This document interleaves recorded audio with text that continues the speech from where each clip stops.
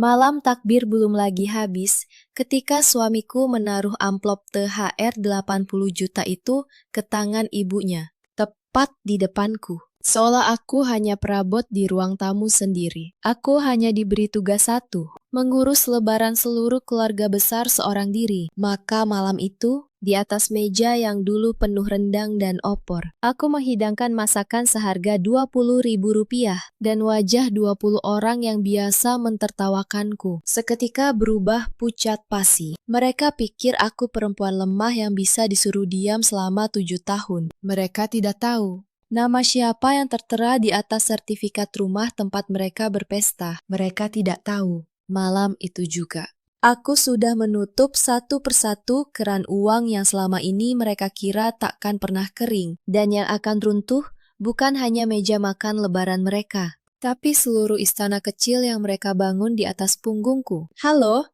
sahabat.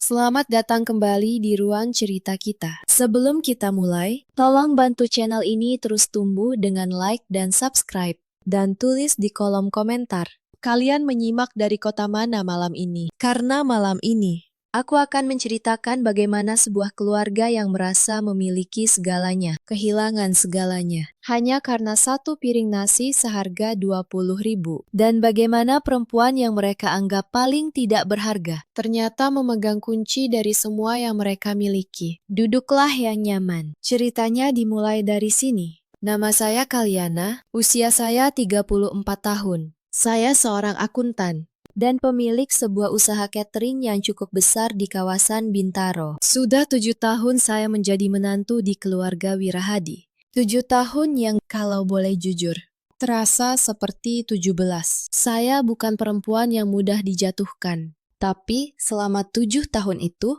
saya memilih menunduk demi satu kata yang dulu saya percaya suci, keluarga. Suami saya bernama Dirga, anak sulung, anak kesayangan. Di mata ibunya, Dirga tidak pernah salah. Dan di mata Dirga, ibunya tidak pernah keliru. Di antara dua orang itu, ada saya.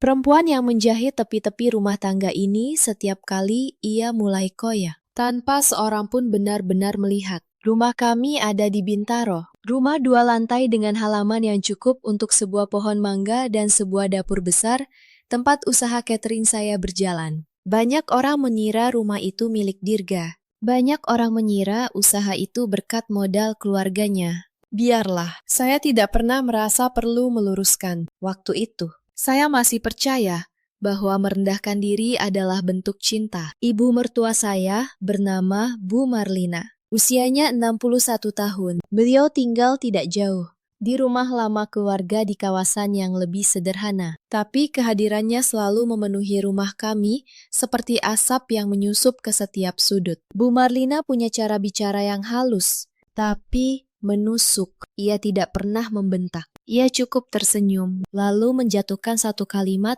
yang membuat saya merasa sekecil debu. Untung Dirga sabar, katanya suatu kali di depan tamu. Istrinya kan cuma bisa masak-masak, bukan dari keluarga yang jelas. Saya waktu itu hanya tersenyum, menuang teh, dan menelan kalimat itu bulat-bulat, seperti biasa. Lalu ada Kirana, adik ipar saya, adik bungsu Dirga. Usianya 29, cantik, pandai bicara, dan tahu betul bagaimana membuat ibunya bangga hanya dengan menaikkan sebelah alis ke arah saya. Kirana tidak pernah bekerja lama di satu tempat, tapi tasnya selalu baru, mobilnya selalu berganti, dan setiap kali saya bertanya-tanya dalam hati, dari mana semua itu? Saya selalu menepis pikiran itu, karena mencurigai keluarga sendiri, kata Bu Marlina, adalah dosa seorang menantu. Malam itu, saya belajar bahwa yang selama ini saya sebut dosa, sebenarnya hanya mata yang mulai terbuka. 7 tahun pernikahan saya bukan tanpa retak. Retak pertama muncul di tahun kedua. Saat itu saya baru saja keguguran anak pertama kami. Saya menangis sepanjang malam di rumah sakit, dan Dirga, suami saya, memilih pulang lebih dulu. Katanya, ibunya sendirian di rumah dan butuh ditemani. Saya ingat betul rasa dingin lantai rumah sakit malam itu di telapak kaki saya. Dan saya ingat, saat itulah Untuk pertama kalinya saya sadar di rumah tangga ini. Saya selalu nomor 2, tapi saya bertahan. Saya bilang pada diri sendiri, mungkin ini ujian. Mungkin kalau saya lebih sabar, semuanya akan membaik. Sabar. Kata itu menjadi tali yang mengikat saya selama bertahun-tahun. Dan tanpa saya sadari, ada orang-orang yang memegang ujung tali itu dan menariknya sesuka hati. Yang menyelamatkan saya saat itu bukan suami saya, bukan pula ibu mertua saya, tapi usaha catering kecil yang saya rintis dari dapur rumah dengan 2 panci dan 1 kompor. Awalnya hanya pesanan tetangga, nasi kotak untuk arisan, tumpeng untuk ulang tahun. Lalu pesanan itu tumbuh dari puluhan menjadi ratusan. Dari dapur rumah menjadi sebuah usaha dengan 5 karyawan tetap. Uang dari catering itulah yang sebenarnya menghidupi banyak hal di keluarga ini, meski tidak ada satupun dari mereka yang mau mengakuinya. Saya ingat, di tahun keempat, saya membeli rumah Bintaro itu atas nama saya sendiri, dengan uang saya sendiri. Dirga waktu itu sedang terlilit utang dari sebuah bisnis yang gagal. Bisnis yang belakangan saya tahu. Modalnya juga diam-diam diambil dari tabungan kami. Saya tutupi utang itu. Saya beli rumah itu. Dan saya diamkan saja ketika keluarganya bercerita ke tetangga bahwa Dirgalah yang membelikan istrinya rumah. Kenapa saya diam?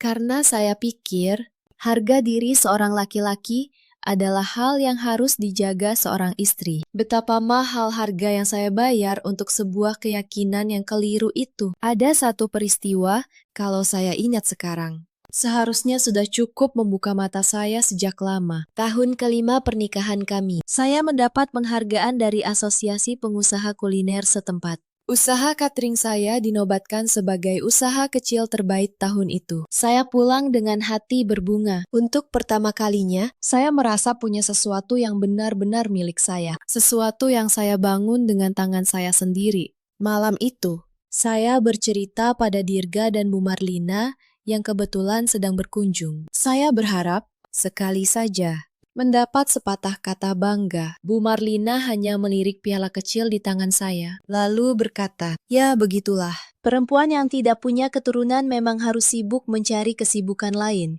Kalimat itu menusuk tepat di luka yang belum kering. Luka keguguran yang belum pernah benar-benar sembuh. Saya menatap Dirga, berharap ia membela saya. Tapi suami saya hanya tertawa kecil, ikut mengiyakan. "Iya, Bu.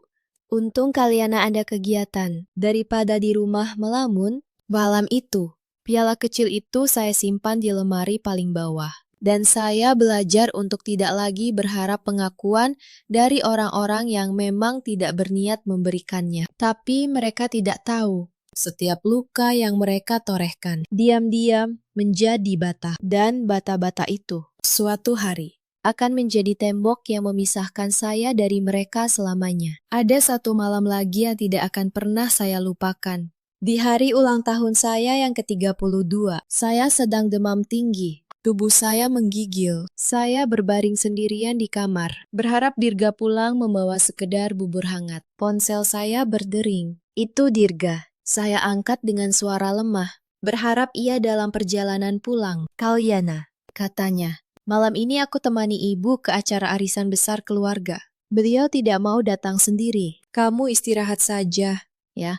Saya menatap langit-langit kamar. Di hari ulang tahun saya, saat saya sakit, suami saya memilih menemani ibunya ke arisan. Saya tidak menangis malam itu. Air mata saya sudah terlalu sering saya keluarkan untuk hal-hal seperti ini. Saya hanya bangun, menyeret tubuh yang demam ke dapur, dan membuat bubur untuk diri saya sendiri. Disitulah, di antara uap panci yang mengepul, saya mulai memahami satu hal. Kalau saya tidak menjaga diri saya sendiri, tidak akan ada seorang pun yang melakukannya. Pelajaran itu, waktu itu, terasa pahit.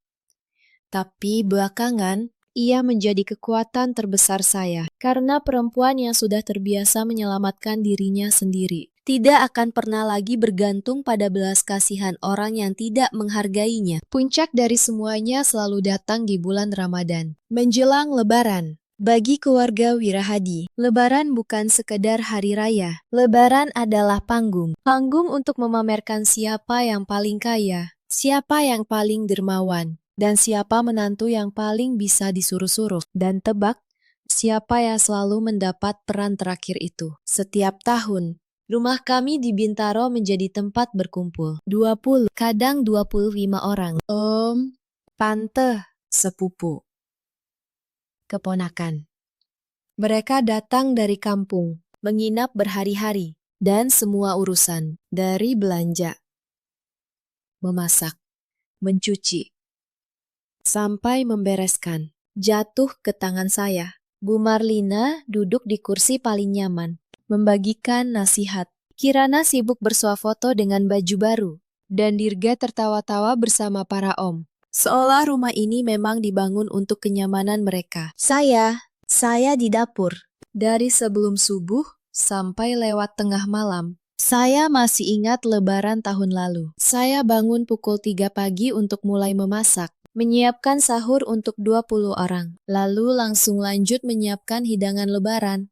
Tangan saya melepuh karena minyak panas. Punggung saya terasa patah. Tapi tidak ada satu orang pun yang bertanya, apakah saya sudah makan? Apakah saya sudah tidur? Yang ada hanya perintah. Kaliana, kopinya kurang manis. Kaliana, kamar mandi kotor. Kaliana, keponakan mau makan lagi. Dan ketika saya, karena kelelahan, sempat duduk sebentar di kursi dapur, Kirana lewat dan berkata dengan nada mengejek, "Wah, enak ya jadi menantu. Bisa santai-santai, sementara yang lain sibuk silaturahmi. Silaturahmi, sementara saya yang membuat silaturahmi itu mungkin terjadi. Dianggap tidak layak duduk di ruang tamu bersama mereka. Saya makan di dapur, sendirian.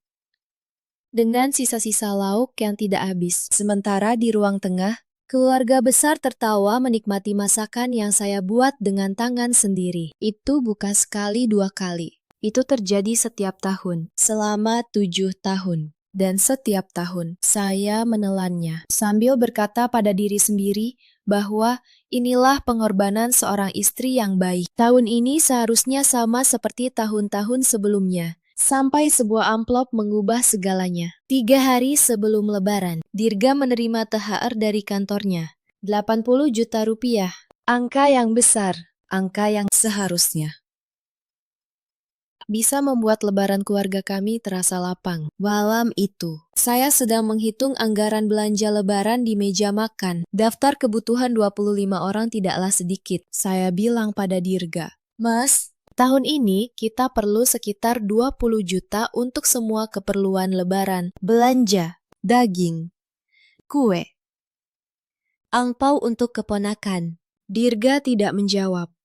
Ia hanya menatap layar ponselnya. Lalu ia berkata, tanpa mengangkat wajah, "THR-nya sudah aku kasih ke ibu." Semuanya?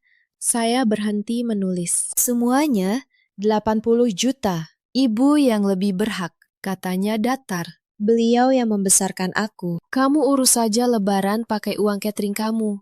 Kan kamu punya. Saya menatap suami saya malam itu. Dan untuk pertama kalinya dalam 7 tahun. Saya tidak merasa marah, saya merasa dingin karena saya sadar, bagi mereka, kebaikan saya bukanlah kebaikan. Kebaikan saya adalah kelemahan yang bisa mereka manfaatkan sesuka hati. Keesokan harinya, Bu Marlina datang ke rumah. Wajahnya berseri. Ia baru saja membeli perhiasan baru, gelang emas yang berat, yang katanya hadiah dari anak yang tahu balas budi. Ia duduk di ruang tamu, memamerkan gelang itu pada Kirana. Lalu matanya melirik ke arah saya yang sedang mengepel lantai. "Kaliana," panggilnya manis. "Lebaran tahun ini kamu masak yang banyak, ya. Om dan Tante dari Solo mau menginap seminggu. Jangan pelit-pelit. Malu-maluin keluarga saja kalau makanannya sedikit." Saya berhenti mengepel. "Bu, anggaran Lebaran tahun ini agak berbeda." Mas Dirga, "Alah, jangan banyak alasan." Potongnya cepat. "Kamu kan punya usaha catering. Masa untuk keluarga sendiri hitung-hitungan? Menantu kok pelit?" Kirana ikut menyahut sambil tertawa kecil. "Iya, Mbak, malu tahu. Tamu-tamu udah pada tanya menu lebaran. Jangan sampai keluarga kita kelihatan miskin gara-gara menantunya perhitungan. Saya menatap mereka berdua, ibu dan anak, yang duduk di rumah saya, memakai listrik saya, meminum air saya, dan menyebut saya pelit. Saya tidak menjawab. Saya hanya mengangguk pelan. Tapi di dalam dada saya, sesuatu yang selama 7 tahun saya pendam, mulai retak. Dan mereka tidak tahu, retakan itu akan menjadi gempa yang meruntuhkan mereka semua. Malam itu, saat berbuka puasa bersama, ketegangan itu belum reda. Meja makan penuh. Om dan tante yang baru datang dari Solo sudah duduk. Dan Bu Marlina, seperti biasa, mengambil kesempatan untuk mempertontonkan kekuasaannya di depan tamu. Coba lihat menantu saya ini, katanya sambil menunjuk saya dengan dagu. Sudah 7 tahun menikah. Belum juga kasih cucu. Sekarang giliran disuruh masak saja banyak alasan. Meja itu hening sejenak. Beberapa tante saling pandang, canggung. Saya berdiri di ujung meja, membawa teko. Tangan saya sempat berhenti sebentar, tapi saya lanjutkan menuang teh.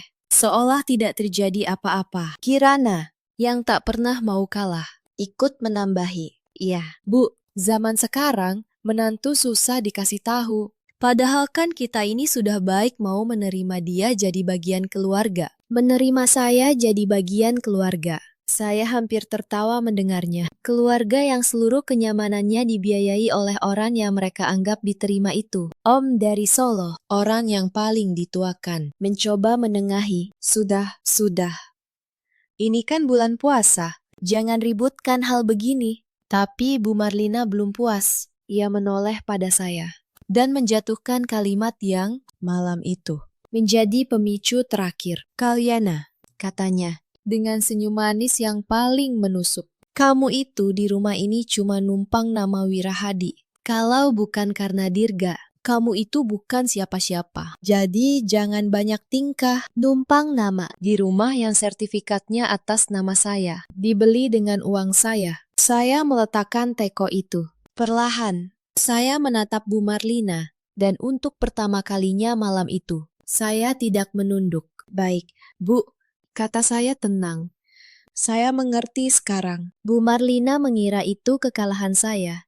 Ia tersenyum puas dan kembali menyantap makanannya. Ia tidak tahu. Saya mengerti. Yang saya ucapkan malam itu bukanlah menyerah. Itu adalah awal dari sebuah keputusan yang akan mengubah segalanya. Malam itu, saya tidak bisa tidur. Saya duduk di dapur, di depan buku catatan usaha catering saya. Angka-angka yang selama ini saya kelola dengan telaten. Dan untuk pertama kalinya, saya mulai menghitung hal yang berbeda. Bukan anggaran lebaran, tapi seluruh uang yang selama 7 tahun ini mengalir keluar dari tangan saya menuju keluarga Wirahadi. Saya buka laptop. Saya buka catatan rekening. Saya buka semua arsip yang selama ini saya simpan rapi. Karena kebiasaan seorang akuntan tidak pernah bisa dimatikan. Dan malam itu, di bawah cahaya lampu dapur, saya mulai melihat sebuah gambaran yang membuat tangan saya gemetar. Bukan gemetar karena takut, tapi gemetar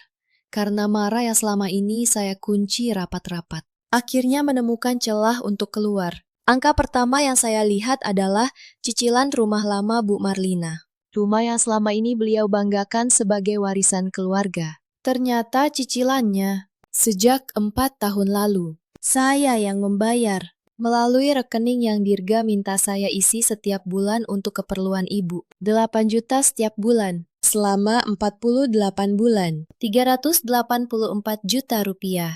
Untuk rumah yang di depan tamu. Mereka sebut dibeli dengan uang Dirga. Angka kedua adalah mobil Kirana. Mobil yang selalu ia pamerkan di media sosial. Uang mukanya keluar dari rekening bersama kami. 120 juta. Dan cicilannya, lagi-lagi, dibayar dari transfer bulanan yang saya kira untuk kebutuhan Dirga. Saya terus menghitung. Sampai subuh. Biaya arisan keluarga. Umrah Bu Marlina 2 tahun lalu. Modal usaha Kirana yang selalu bangkrut. Utang-utang Dirga yang saya tutupi diam-diam.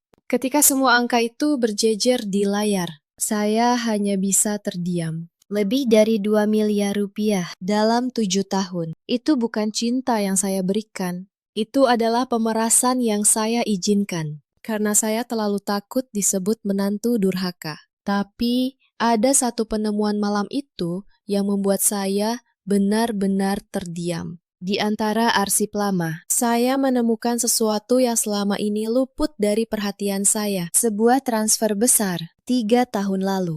500 juta rupiah dari rekening bersama kami ke sebuah rekening atas nama Kirana. Saya ingat waktu itu Dirga bilang, uang itu untuk modal usaha adik, usaha seperti biasa. Bangkrut dalam hitungan bulan. Tapi malam itu, saya cek lebih dalam. Uang itu tidak pernah menjadi modal usaha apapun. Uang itu dipakai Kirana untuk membeli sebuah apartemen kecil di pusat kota. Apartemen yang tidak pernah ia ceritakan pada siapapun. Jadi selama ini, sementara saya makan sisa lauk di dapur, adik ipar saya diam-diam membeli properti dengan uang saya. Saya menutup laptop itu perlahan. Dan saya merasakan sesuatu yang aneh, bukan lagi kesedihan, bukan lagi kemarahan yang meledak-ledak, hanya sebuah kejernihan yang dingin, kejernihan seseorang yang akhirnya melihat dunianya apa adanya, tanpa selubung.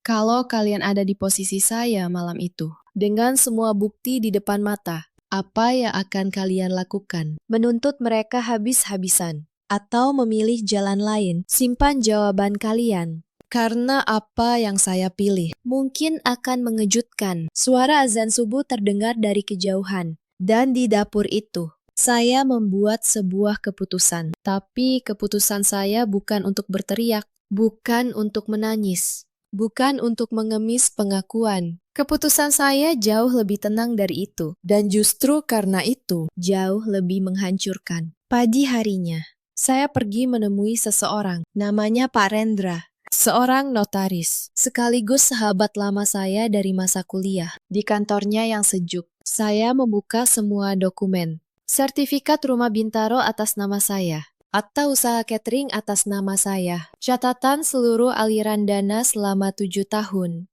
Pak Rendra membaca semuanya dengan teliti, lalu ia menatap saya. Kalyana, katanya pelan. Kamu tahu apa artinya semua ini? Secara hukum, hampir semua yang mereka pakai, mereka nikmati. Itu milikmu. Rumah itu milikmu. Bahkan rumah lama ibu mertuamu. Kamu punya bukti pembayaran penuh. Saya mengangguk. Saya tahu. Pakistan. Kamu mau menuntut mereka. Saya diam sejenak. Lalu saya menggeleng. Tidak, Pakistan. Saya tidak mau menyeret mereka ke pengadilan. Itu terlalu mudah bagi mereka dan terlalu melelahkan bagi saya. Pak Rendra menernyit. Lalu, saya tersenyum. Senyum pertama yang benar-benar tulus dalam waktu yang lama. Saya hanya ingin berhenti, kata saya. Berhenti menjadi sumber uang yang tidak pernah mereka hargai. Dan saya ingin mereka melihat dengan mata mereka sendiri. Siapa yang selama ini menopang seluruh kemewahan yang mereka banggakan. Sebelum pulang, saya sempat mampir ke dapur catering saya. Di sana, Bu Asi, karyawan tertua saya yang sudah ikut sejak awal, sedang membereskan pesanan terakhir sebelum libur Lebaran. Ia menatap saya, dan seperti biasa, ia tahu ada sesuatu yang berbeda di wajah saya. Bu Kalyana, katanya lembut. Ibu terlihat lelah, tapi juga terlihat lega. Ada apa? Saya tersenyum. Bu Asih, terima kasih. Selama ini kalian semua sudah menemani saya membangun ini. Tempat ini adalah satu-satunya rumah di mana saya merasa dihargai. Bu Asih menggenggam tangan saya. Bu, kami semua tahu ibu bekerja keras. Kami tahu siapa ibu sebenarnya. Orang-orang di rumah itu yang tidak mau tahu. Kata-kata sederhana itu, entah kenapa, membuat mata saya panas. Karena ternyata pengakuan yang selama 7 tahun saya cari dari keluarga suami. Sudah lama saya miliki di tempat ini. Di antara orang-orang yang melihat saya sebagai manusia, bukan sebagai sumber uang. Malam itu, saya pulang. Dan saya mulai bekerja. Dalam diam. Satu persatu, saya cabut nama saya dari kehidupan mereka. Saya hubungi bank. Saya hentikan semua transfer otomatis. Cicilan rumah lama Bu Marlina. Cicilan mobil Kirana, iuran-iuran yang selama ini saya bayar tanpa suara, bukan dengan pengumuman, bukan dengan pertengkaran. Hanya beberapa klik yang tenang, dan aliran uang yang selama 7 tahun mengalir deras. Malam itu mengering. Mereka belum tahu. Mereka masih tidur nyenyak di malam takbiran, memimpikan lebaran yang mewah. Mereka tidak tahu bahwa fondasi dari semua mimpi itu baru saja saya tarik perlahan dari bawah kaki mereka. Sebelum semua itu, ada satu hal lagi yang saya siapkan. Saya mengumpulkan seluruh bukti transfer selama 7 tahun. Setiap mutasi rekening, setiap kwitansi, setiap pesan singkat dari Dirga yang meminta uang untuk ibu. Semua itu saya susun rapi dalam satu map, bukan untuk pengadilan, tapi untuk satu momen. Momen di mana kebenaran harus berbicara lebih keras daripada semua hinaan yang pernah saya terima. Sore sebelum takbiran, saya sempat mendengar Bu Malina berbicara dengan tetangga di depan pagar. Alhamdulillah, katanya bangga. Anak saya Dirga memang paling berbakti. Semua ini dia yang biayai. Rumah, mobil adiknya, semuanya. Menantu saya sih cuma bantu-bantu masak saja. Saya berdiri di balik jendela, mendengar setiap kata itu. Dulu, kalimat seperti itu akan membuat saya menangis diam-diam di dapur. Tapi malam itu, saya hanya tersenyum tipis. Karena besok, di depan seluruh keluarga, mereka akan tahu siapa sebenarnya yang berbakti, dan siapa yang selama ini hidup dari keringat orang yang mereka hina. Hari-hari menjelang lebaran berjalan seperti biasa di mata mereka. Rumah kami mulai penuh. Om dan tante dari Solo datang. Sepupu-sepupu Dirga berdatangan, 25 orang. Persis seperti yang Bu Marlina inginkan. Mereka semua datang dengan koper besar, siap menginap seminggu, siap menikmati lebaran mewah yang seperti biasa, mereka pikir akan disediakan oleh menantu yang penurut. Bu Marlina memerintah dari kursinya. Kalyana, kamar tamu disiapkan. Kalyana, tolong bikin kopi. Kalyana, Om, kamu mau teh manis hangat? Saya menuruti semuanya. Dengan tenang, dengan senyum, karena saya tahu ini adalah pertunjukan terakhir mereka di panggung yang mereka pikir milik mereka. Kirana datang menghampiri saya di dapur sore itu. Ia bersandar di pintu, menatap saya dengan pandangan meremehkan yang sudah sangat saya kenal. Mbak, katanya, menu lebaran besok apa? Jangan yang murahan ya. Tante-tante dari Solo itu kritis loh soal makanan. Nanti malu-maluin. Saya menoleh. Tenang, Kirana. Besok semua akan mendapat apa yang pantas mereka dapatkan. Kirana tersenyum puas, mengira itu janji. Ia tidak menangkap arti sebenarnya dari kalimat saya. Ia berbalik pergi, sambil berkata, "Bagus, setidaknya kamu tahu diri sebagai menantu." Saya menatap punggungnya yang menjauh, dan di dalam hati, saya berkata pelan, "Besok." Kirana, besok kalian semua akan tahu siapa sebenarnya yang selama ini tahu diri dan siapa yang tidak. Malam takbiran tiba. Suara takbir menggema dari masjid-masjid.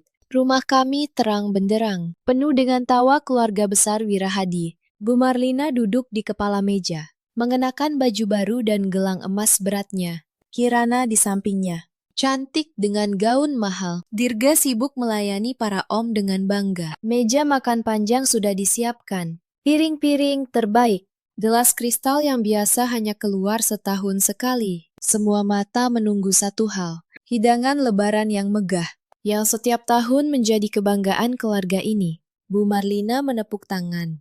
Kalyana, keluarkan makanannya. Om dan tante sudah lapar. Saya keluar dari dapur, membawa nampan, dan di atas nampan itu hanya ada beberapa piring sederhana, nasi putih, tempe goreng, sepiring sayur asem, sambal terasi, dan ikan asin. Total mungkin seharga Rp20.000 untuk 25 orang. Saya letakkan semuanya di atas meja panjang itu dengan tenang, satu persatu. Ruangan yang tadinya riuh, perlahan menjadi sunyi. Bu Marlina menatap meja, lalu menatap saya. Wajahnya perlahan berubah warna. Kalyana, katanya. Suaranya mulai bergetar menahan amarah. Ini apa? Mana rendangnya? Mana opornya? Mana ketupatnya? Saya menatapnya dengan tenang. Ini, Bu, kata saya. Ini yang bisa saya masak dengan uang yang saya punya untuk lebaran tahun ini. Kirana berdiri dari kursinya. Kamu bercanda. Di depan semua tamu, kamu kasih kami ikan asin. Kamu sudah gila, ya? Om dan Tante dari Solo mulai berbisik. Saling pandang. Wajah-wajah yang tadinya ramah kini dipenuhi kebingungan dan malu. Dirga bangkit, wajahnya merah. Kalyana, ini memalukan. Cepat masak yang benar. Pakai uang cateringmu. Dan disitulah, di tengah keheningan yang mencekam itu, saya akhirnya berbicara. Dengan suara yang tidak saya tinggikan sedikit pun. Justru karena itu, semua orang terdiam untuk mendengarnya. Uang catering saya, kata saya pelan. Mas, Mari kita bicara tentang uang. Saya menarik sebuah kursi, dan saya duduk. Untuk pertama kalinya dalam 7 tahun, saya duduk di meja itu. Bukan sebagai pelayan, tapi sebagai tuan rumah. Tahun ini, kata saya, Mas Dirga menerima THR 80 juta, dan seluruhnya diberikan kepada ibu. Sementara saya, seperti biasa, diminta membiayai lebaran 25 orang, dengan uang saya sendiri. Saya menoleh ke Bu Marlina. jadi tahun ini, Bu, Saya memutuskan untuk memasak sesuai dengan bagian yang tersisa untuk saya. 0 rupiah. Ini, saya menunjuk meja, adalah masakan seharga 0 rupiah yang saya tambahi dari kantong saya sendiri. 20.000. Wajah Bu Marlina memucat. Bukan hanya karena marah, tapi karena untuk pertama kalinya, ada 25 pasang mata yang mulai memahami sesuatu yang selama ini disembunyikan. Om dari Solo, yang paling dituakan, berdeham. Marlina, apa maksud semua ini? Bukannya kalian keluarga berada?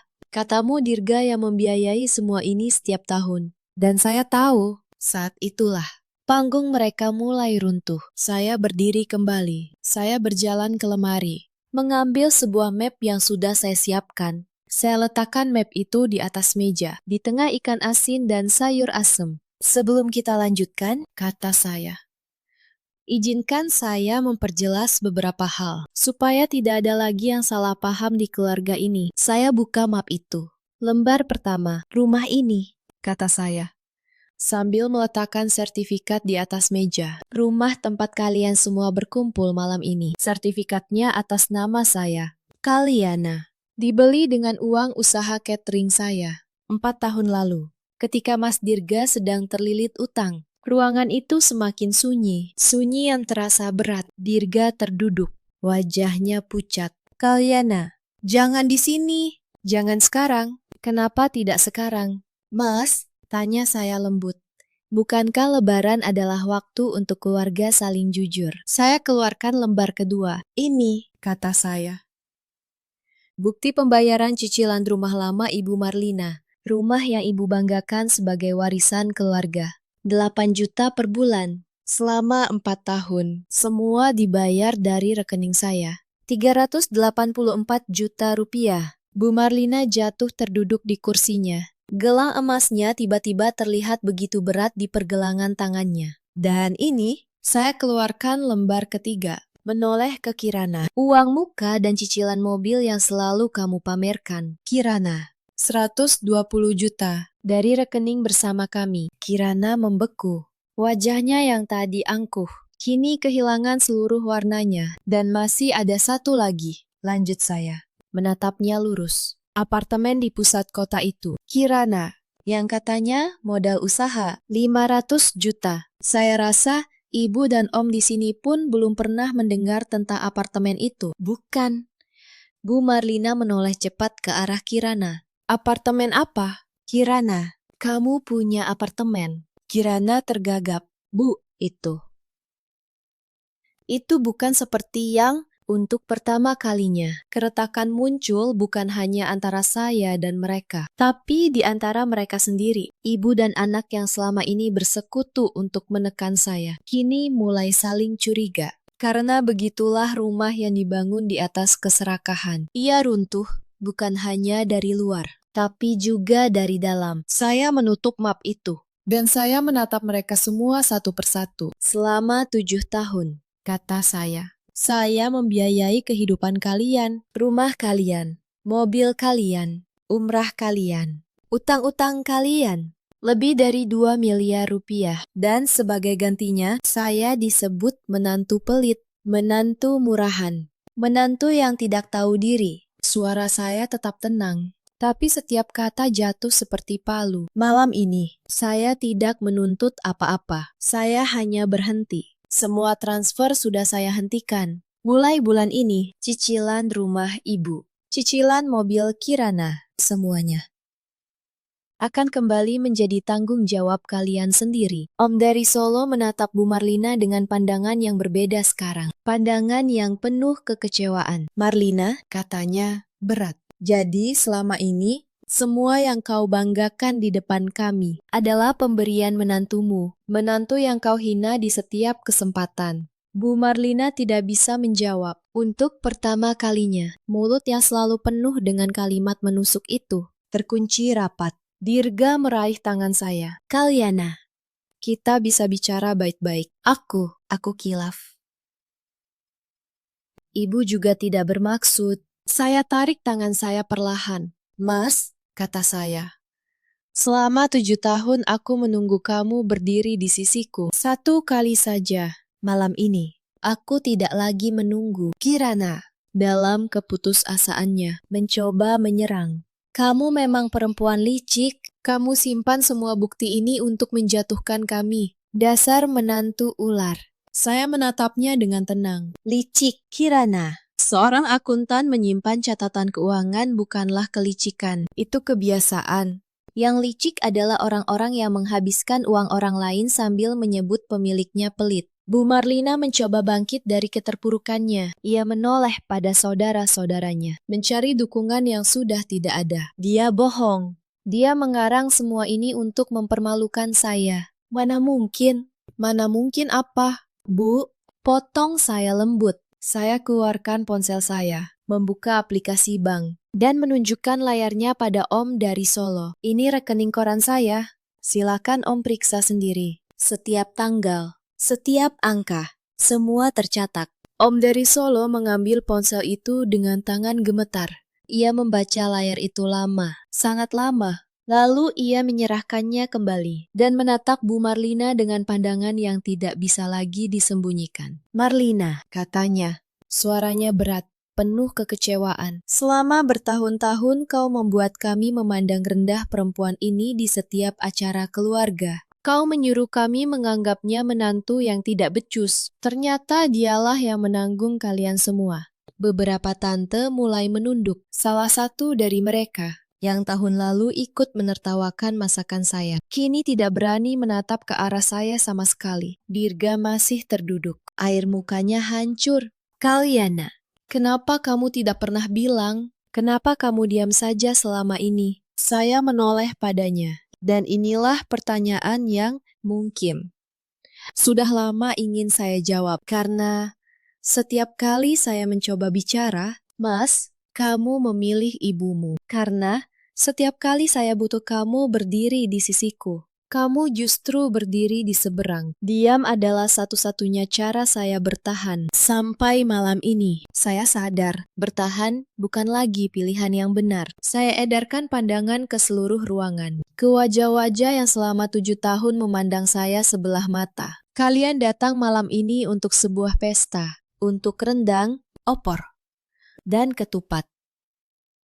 Tapi malam ini, yang tersaji bukan hidangan, melainkan kebenaran. Dan kebenaran ternyata jauh lebih sulit ditelan daripada ikan asin.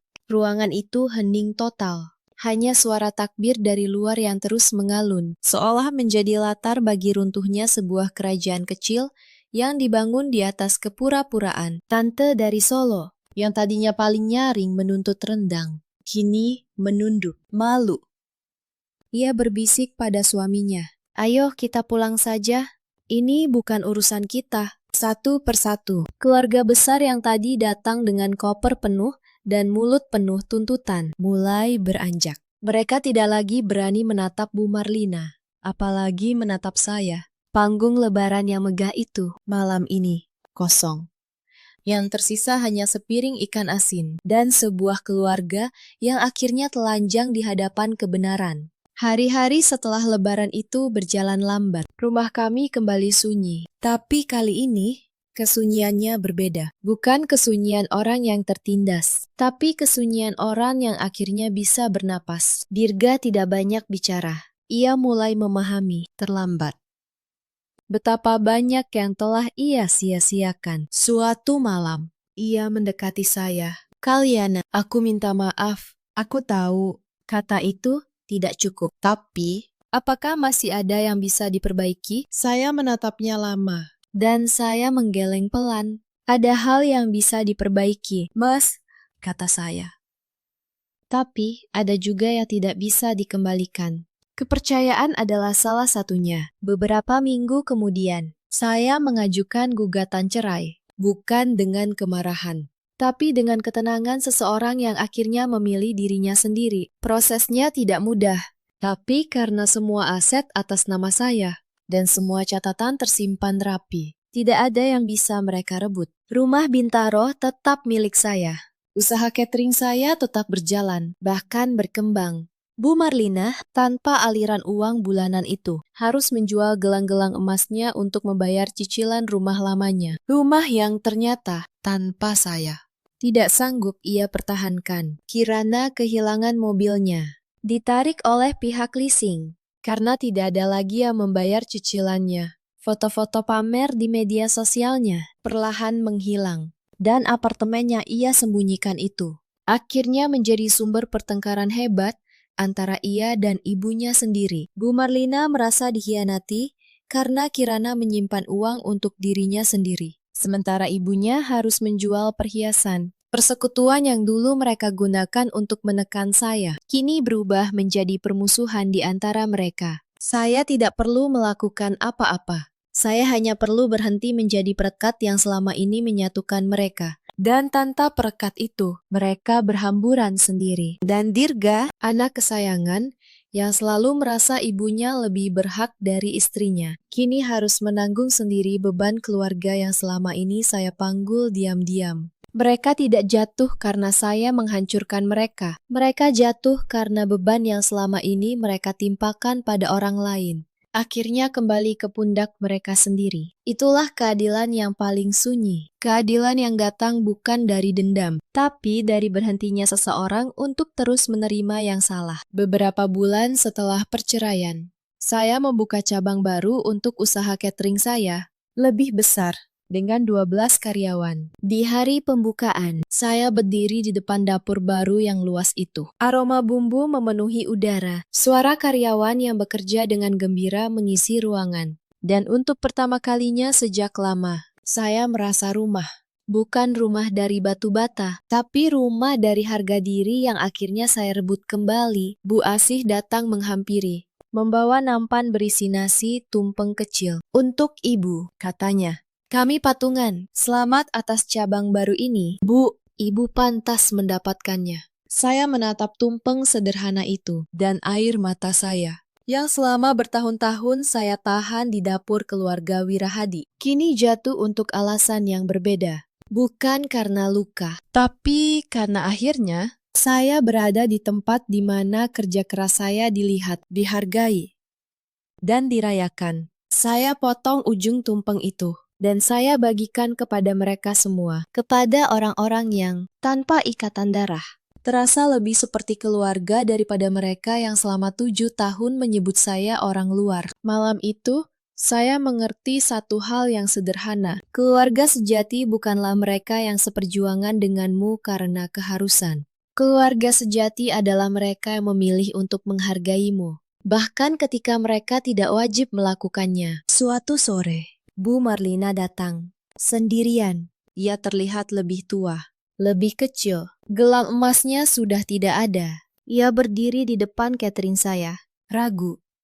Lalu berkata pelan, Kalyana, ibu tidak punya siapa-siapa lagi. Dirga sibuk dengan masalahnya sendiri. Kirana pindah entah kemana. Saya menatapnya. Perempuan yang selama 7 tahun membuat hidup saya terasa kecil. Dan anehnya, saya tidak merasakan dendam. Saya hanya merasa lelah dan sedikit iba. Bu, kata saya tidak akan membenci ibu. Itu hanya akan memberati hati saya sendiri. Tapi saya juga tidak akan kembali menjadi orang yang bisa ibu injak. Saya memberinya sebungkus makanan dari dapur saya, bukan sebagai menantu yang tunduk, tapi sebagai manusia yang memilih tetap punya hati, tanpa kehilangan batas. Ambil ini, Bu.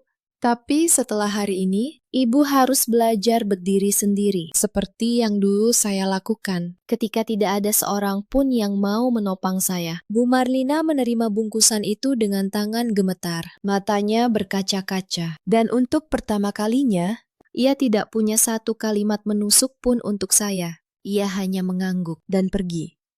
Saya menatap punggungnya yang menjauh. Dan saya tahu, saya telah menutup satu babak hidup saya, tanpa menjadi seperti orang-orang yang pernah menyakiti saya. Malam itu, saya duduk sendiri di rumah Bintaro, yang kini benar-benar terasa milik saya. Suara takbir lebaran memang sudah lama berganti dengan kesibukan hari-hari biasa. Tapi ada satu hal yang saya bawa dari malam takbiran itu, dan tidak akan pernah saya lepaskan lagi. Saya belajar bahwa harga diri bukanlah tentang menang atau kalah. Harga diri adalah tentang tidak kehilangan diri sendiri. Betapapun keras dunia mencoba merampasnya. Selama 7 tahun, saya mengira menjaga keluarga berarti membiarkan diri saya diinjak. Ternyata, keluarga yang sejati tidak pernah meminta kita menghancurkan diri demi mereka. Sabar itu ada gunanya. Tapi sabar bukan berarti membiarkan kezaliman berlangsung selamanya. Ada saatnya seorang perempuan harus berhenti diam dan mulai menjaga dirinya sendiri. Di luar sana, saya tahu, ada banyak perempuan yang mungkin sedang berada di posisi saya dulu, yang setiap hari menelan hinaan demi sebuah kata bernama keluarga, yang mengira bahwa mencintai berarti menghilangkan diri sendiri.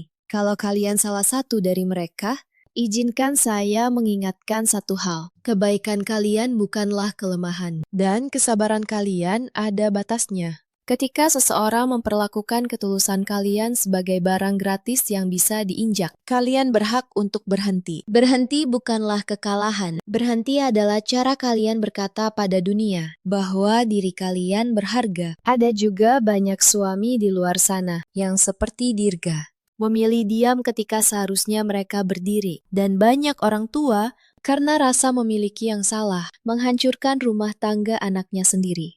Kepada mereka, waktu selalu punya cara untuk mengajarkan pelajaran yang tidak mau mereka dengar. Sekarang, saya hidup dengan tenang. Usaha saya berkembang. Hati saya damai. Dan saya tidak lagi menunggu siapapun untuk mengakui nilai saya. Karena saya sudah mengakuinya sendiri. Kepercayaan sekali retak tidak bisa dibeli kembali dengan uang sebanyak apapun. Itulah yang akhirnya mereka pelajari terlambat. Dalam hidup, kita semua punya pilihan. Pilihan untuk terus diam atau pilihan untuk berdiri. Saya memilih berdiri, dan itu adalah keputusan terbaik yang pernah saya buat. Bagaimana dengan kalian?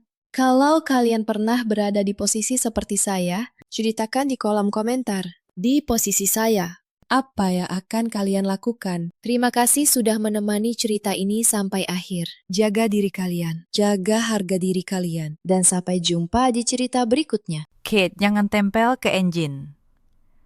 Voice. Satu suara perempuan, Indonesia dewasa. Narator tunggal. Saran, engine. Speed equals 1. Zero pitch equals 0. Language equals Indonesian. Jika engine mendukung global emotion, B1 to B3 kamsedi, B4 tense menanjak, B5 tegas marah, B6 hangat atur manual, badan teks tidak menyertakan tag, tempel di bawah garis ini. Suamiku tertawa kecil di atas panggung gala itu, yakin sudah merampas semuanya dariku, rumah, harta, bahkan kedua anakku. Ia pikir aku hanya perempuan rumahan yang lemah dan mudah dibuang. Namun wajah pengacaranya berubah pucat saat aku menarik satu map tipis dari dalam tasku. Akulah pemilik sah dari jantung perusahaan yang membesarkannya. Halo, sahabat cerita. Selamat datang kembali di kanal ini. Sebelum kita mulai, tuliskan di kolom komentar kalian menonton dari kota mana. Jangan lupa tekan tombol suka dan berlangganan supaya kanal ini terus tumbuh. Sekarang, Mari kita mulai. namaku Renata Mahardika. Usiaku 35 tahun. Dulu aku seorang arsitek perangkat lunak. Sudah 10 tahun aku menjadi istri. Dan 7 tahun terakhir, aku mengubur keahlianku di balik tumpukan piring kotor dan jadwal antarjemput anak. Malam itu berbeda dari hari-hariku yang biasa. Cermin di kamar utama memantulkan sosok yang nyaris tak kukenali. Aku mengenakan gaun panjang berwarna abu mutiara. Sederhana, tetapi rapi. Sudah lama sekali aku tidak berdandan seperti ini. Biasanya cermin itu hanya merekam aku dalam daster katun yang memudar, atau kaos rumah dengan noda minyak yang sulit hilang. Tapi malam ini ada perayaan besar. Galih, suamiku, baru saja membawa perusahaannya melantai di bursa. Perusahaan teknologi yang ia dirikan dari nol, katanya. Malam itu ada gala besar di sebuah hotel mewah di kawasan Sudirman. Seluruh investor dan wartawan diundang. Aku menatap pantulan diriku. Wajahku lelah. Tapi mataku masih menyimpan sesuatu. Sesuatu yang sudah lama kupendam. Galih masuk ke kamar tanpa mengetuk. Ia mengenakan jas hitam rancangan desainer. Aroma parfum mahal menusuk hidungku. Ia menatapku dari atas ke bawah, lalu mendengus. Galih berkata dingin, "Kamu mau ikut dengan gaun seperti itu? Memalukan." Aku menelan ludah. "Ini gaun terbaik yang aku punya." "Mas, sudahlah. Kamu di rumah saja. Jaga anak-anak," katanya sambil membetulkan dasi di depan cermin. Menggeser bayanganku ke pinggir. Aku terdiam. Sudah lama aku terbiasa dengan kalimat seperti itu. Padahal dulu, akulah yang menemaninya begadang. Akulah yang menulis baris demi baris kode saat ia masih belum punya apa-apa. Tapi itu kisah lama. Kisah yang bahkan ia sendiri sudah berpura-pura lupa. Aku duduk di tepi ranjang setelah ia pergi. Suara mobilnya menjauh di halaman. Aku menatap langit-langit. Mari kuceritakan dari awal bagaimana aku sampai di titik ini. 12 tahun lalu, aku dan Galih bertemu di sebuah perusahaan rintisan kecil. Aku lulusan teknik informatika. Otakku tajam untuk hal-hal yang rumit. Galih pandai bicara, pandai meyakinkan orang. Kami seperti dua kepingan yang saling melengkapi. Saat itu, kami punya sebuah ide. Sebuah sistem pintar untuk memprediksi pola belanja pengguna. Aku yang merancang seluruh kerangka teknisnya. Galih yang mencari pemodal. Sebelum kami menikah, ada satu hal yang kulakukan. Karena aku tahu betul nilai dari sebuah karya. Aku mendaftarkan paten atas sistem itu, atas namaku sendiri, Renata Mahardika. Aku juga menandatangani akta pendirian sebagai salah satu pendiri. Saat itu, Galih hanya tertawa. Galih berkata santai waktu itu. "Untuk apa repot-repot, Ren? Toh nanti kita satu keluarga. Semua jadi milik bersama." Aku hanya tersenyum. Tidak ada salahnya rapi sejak awal. "Mas, aku tak tahu kalimat itu kelak akan menyelamatkan seluruh hidupku." Kami menikah setahun kemudian. Modal kami hanya cinta. Tak ada perjanjian apapun soal harta. Aku tak pernah berpikir sejauh itu. Setahun setelah menikah, aku hamil anak pertama, Bima. Kandunganku bermasalah. Dokter menyuruhku banyak istirahat. Galih memintaku berhenti bekerja. Galih membujukku dengan lembut waktu itu. "Istirahatlah di rumah, Ren. Biar aku yang urus perusahaan. Kamu fokus jaga kandungan." Aku menurut. Aku percaya padanya. Aku menyerahkan semua urusan operasional kepadanya. Itu kesalahan terbesar dalam hidupku. Aku berhenti datang ke kantor. Lama-lama, namaku menghilang dari ruang rapat. Galih bilang itu untuk menyederhanakan urusan administrasi. Aku percaya saja. Tahun demi tahun berlalu. Lahir Bima. Lalu Naila, anak keduaku. Aku tenggelam dalam dunia popok, bubur, dan demam malam hari. Sementara itu, perusahaan kecil kami tumbuh menjadi raksasa. Sistem yang dulu kurancang menjadi tulang punggungnya. Galih menjadi terkenal. Wajahnya menghiasi sampul majalah bisnis. Orang memujinya sebagai jenius muda. Tak ada satupun yang menyebut namaku. Aku menjadi bayangan. Arsitek yang bersembunyi di balik punggung suaminya. Aku tidak keberatan awalnya. Aku pikir kami satu tim. Apa yang menjadi miliknya adalah milikku juga. Aku bahagia melihatnya sukses. Tapi kesuksesan mengubah seseorang. Atau mungkin kesuksesan hanya membuka topeng yang selama ini ia kenakan. Galih mulai pulang larut. Ia mulai jarang menyentuh makanan yang kumasak. Ia mengeluh tentang penampilanku. Tentang caraku bicara, tentang betapa aku tidak lagi sepadan dengannya. Aku mencoba memperbaiki diri. Aku ikut kelas memasak. Aku merapikan diri. Tapi semakin aku berusaha, semakin ia menjauh. Lalu muncul nama itu di rumah kami. Vania. Awalnya hanya nama yang ia sebut sambil lalu. Vania ini. Vania itu, direktur operasional baru di perusahaannya. Muda. Pintar.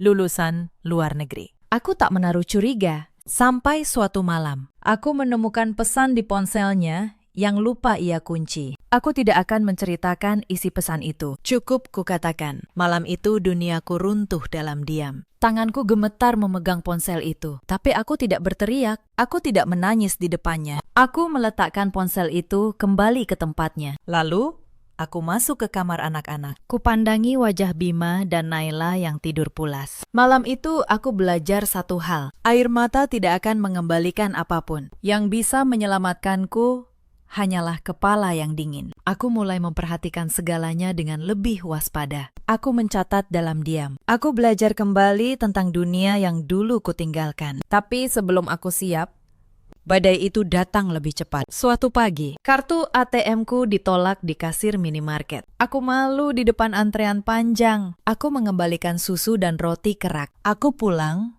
dan menelpon bank. Petugas bank memberitahuku bahwa rekening bersama kami telah diubah. Aku tidak lagi punya akses. Galih telah memindahkan semua dana ke rekening pribadinya. Malam itu aku bertanya padanya. Galih hanya menjawab tanpa menoleh dari laptopnya. Galih berkata datar, "Mulai sekarang, aku yang atur keuangan. Kamu cukup minta kalau butuh."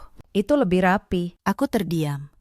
Mulai hari itu, aku harus meminta uang seperti seorang pengemis di rumahku sendiri. Tapi malam itu, ia belum tahu apa yang sedang kupersiapkan diam-diam. Beberapa hari kemudian, datang giliran kedua. Aku punya satu laptop tua. Di dalamnya tersimpan catatan-catatan lamaku. Rancangan awal sistem yang dulu kubuat. Itu satu-satunya hartaku yang tersisa. Pagi itu, 2 orang dari kantor Galih datang ke rumah. Mereka membawa surat. Katanya laptop itu adalah aset perusahaan. Mereka harus menariknya kembali. Aku menolak. Aku bilang itu laptop pribadiku, tapi mereka memaksa. Galih menelpon dan bicara dengan suara dingin. Galih berkata lewat telepon, "Serahkan saja. Ren, jangan bikin masalah. Itu memang milik perusahaan." Aku menyerahkannya dengan tangan gemetar. Aku merasa mereka mencabut akar terakhirku. Aku tidak tahu, justru karena itulah, aku akhirnya mencari arsip yang jauh lebih kuat. Lalu, ibu mertuaku datang, Bu Sukma, ibu Galih. Pindah ke rumah kami dengan alasan ingin dekat cucu. Tapi sejak hari pertama, ia memperlakukanku seperti pembantu. Bu Sukma menatapku tajam di dapur. "Renata, kamu ini istri tidak tahu diri." Galih bekerja keras. "Kamu cuma di rumah. Pantas dia bosan." Aku menahan diri. "Saya mengurus anak-anak." "Bu, mengurus anak itu bukan prestasi. Semua perempuan bisa," sahutnya tajam. Puncaknya datang seminggu kemudian. Bu Sukma menyuruhku pindah dari kamar utama. Katanya kamar itu terlalu bagus untuk perempuan sepertiku. Ia menyuruhku tidur di kamar belakang, kamar yang dulu disiapkan untuk asisten rumah tangga. Aku memandang Galih, berharap ia membelaku, tapi ia hanya diam. Diamnya lebih menyakitkan daripada 1000 hinaan. Malam itu, aku memindahkan barang-barangku sendiri, tapi mereka tak tahu. Aku sedang menghitung mundur. Mbak Yanti, asisten rumah tangga kami, menangis melihatku. Ia membantuku membawa barang. Ia berbisik bahwa ia tahu siapa aku sebenarnya. Ia satu-satunya orang di rumah itu yang masih memanggilku dengan hormat. Penghinaan berikutnya terjadi di depan umum. Galih mengadakan pesta kecil di rumah untuk merayakan rencana melantai di bursa. Banyak tamu datang. Aku diminta menyiapkan makanan, lalu disuruh masuk ke dapur. Di tengah pesta, Vania datang. Perempuan itu mengenakan gaun merah yang mencolok. Ia berjalan langsung ke arah Gali dan menggandeng lengannya di depan semua tamu. Seolah dialah nyonya rumah ini. Aku berdiri di ambang dapur dengan nampan di tangan. Mataku bertemu mata Vania. Ia tersenyum miring ke arahku. Senyum kemenangan yang memuakan. Vania menghampiriku sambil berbisik. Masakanmu enak, Mbak. Cocok jadi juru masak. Biar urusan Mas Galih, aku yang temani. Nampan di tanganku nyaris jatuh, tapi aku menahannya. Aku tersenyum tipis. Di dalam, aku mencatat satu nama lagi dalam daftar yang sedang kususun. Para tamu mulai berbisik. Beberapa menatapku dengan iba. Beberapa lagi pura-pura tidak melihat. Malam itu, aku menjadi badut di rumahku sendiri. Aku bertahan demi anak-anak. Aku selalu berpikir, demi Bima dan Naila, aku akan bertahan. Tapi ternyata justru anak-anak yang akan mereka jadikan senjata berikutnya. Suatu sore, Gali memanggilku ke ruang kerjanya. Di mejanya ada setumpuk dokumen. Ia menyodorkannya kepadaku. Gali berkata tenang, aku sudah ajukan gugatan cerai, Pren. Dan aku akan ambil hak asuh Bima dan Naila. Dadaku seperti dihantam palu. Apa? Kamu mau merebut anak-anakku. Kamu tidak punya pekerjaan. Tidak punya penghasilan, tidak punya rumah. Pengadilan tidak akan memberikan anak pada perempuan tanpa apa-apa, katanya dingin.